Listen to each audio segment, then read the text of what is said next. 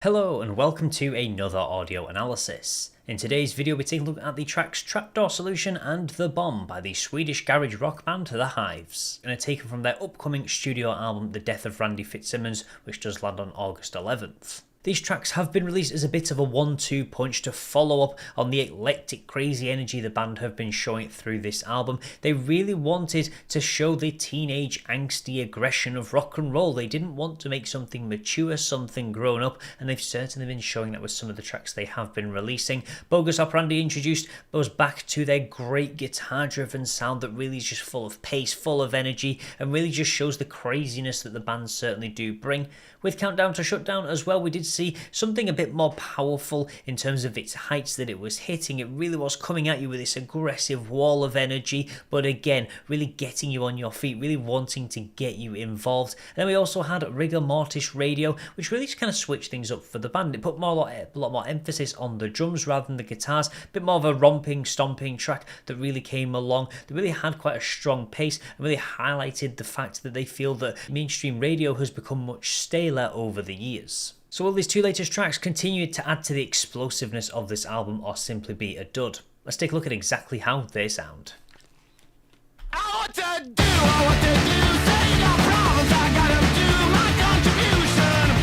Trapdoor Solution. I dug a hole, I made a lid, and I'm excited like a little kid. It's like a dog bottom of soul. Trapdoor Solution. Trapdoor Solution. Trapdoor Solution. Trapdoor Solution. Trapdoor Solution. Trapdoor Solution.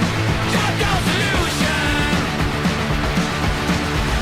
This thing can swallow anything. Think of the joy that it can bring. It's evolution. Trapdoor Solution. Some of me take this off your hands. Let's try it out. See where it lands. Leave some ass off to the top. Flip the lid and watch them drop. Trapdoor Solution. Trapdoor Solution. Trapdoor Solution. Trapdoor Solution. Trapdoor Solution. Trapdoor Solution.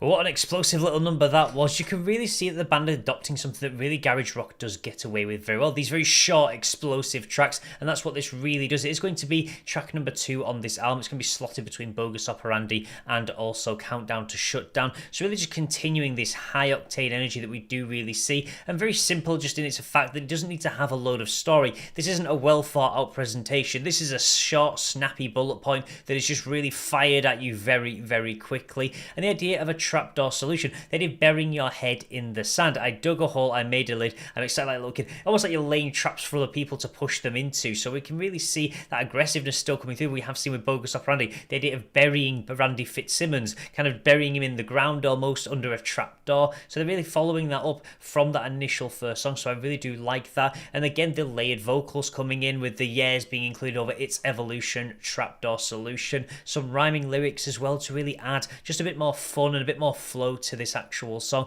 This thing, it can swallow anything. Think of the joy that it can bring. The joy you can receive from just pushing someone into this pit almost of despair, flip the lid and watch them drop, lead some asshole to the top. So I really just love that. The idea of kind of trapping almost the people in power as well. So there's a lot of significance really being shown in this very simple, very quick song, and it really fits in with the theme that we have seen from the actual album so far with this Death of Randy Fitzsimmons. He a bomb, we a bomb, she a bomb, we're blowing up tonight. He a bomb, we a bomb, she a bomb, we're blowing up tonight. I said he a bomb, we a bomb, she a bomb, we're blowing up tonight. I said he a bomb, she a bomb, we're blowing up tonight. I said he a bomb, she a bomb, we're blowing up tonight. What do you wanna do? Go! What don't you wanna do? Not go off! What don't you wanna not do? Go off! What don't you don't wanna do? Not go off! He a bomb, we a bomb, she a bomb, we're blowing up tonight. I say he a bomb, she a bomb, we're blowing up tonight. I say he a bomb, we a bomb, she a bomb, we're blowing up tonight. I say he a bomb, she a bomb, we're blowing up tonight.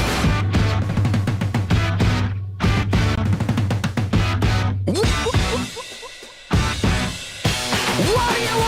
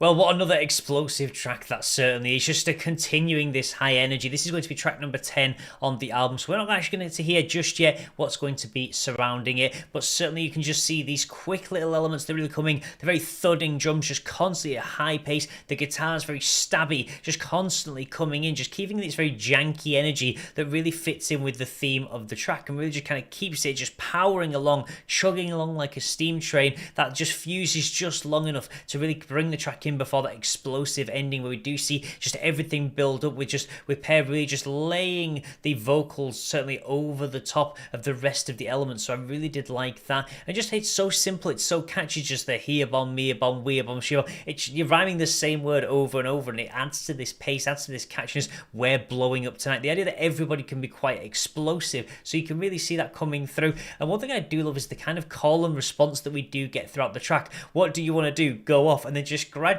adding more words in, making it a bit more complex. You can really see it's almost like a rally, like a war cry really, to get everybody on board. And I really do love the way that they actually do that, from that making great use of the band, and it's something they've always done on most of their tracks, really just either layering vocals or having that call and response, and they do use it a great couple of times to really add a great effect. And it's simple, it's quick, it's snappy, it really just kind of is very explosive in its sound. That's exactly what they want to achieve. I mean, it's called the bomb for a reason, and it's just the perfect length as well. It doesn't go on too long. If you push it towards 3 minutes with this, it would get to the point where maybe it gets a bit excessive, but I like the way that they keep these little elements in that really almost activate that like a chorus to really just kind of keep that catchiness and keep it going along without it becoming just too bland, over the top and the same. And even towards the end, when we do get this kind of overarching build, just by throwing all the elements together and just keeping that high pace to really round out the track. So really just very simple, very easy. There's not a lot to really break down, but musically just this explosive bullet point stab that we do get, something quick, sharp and funny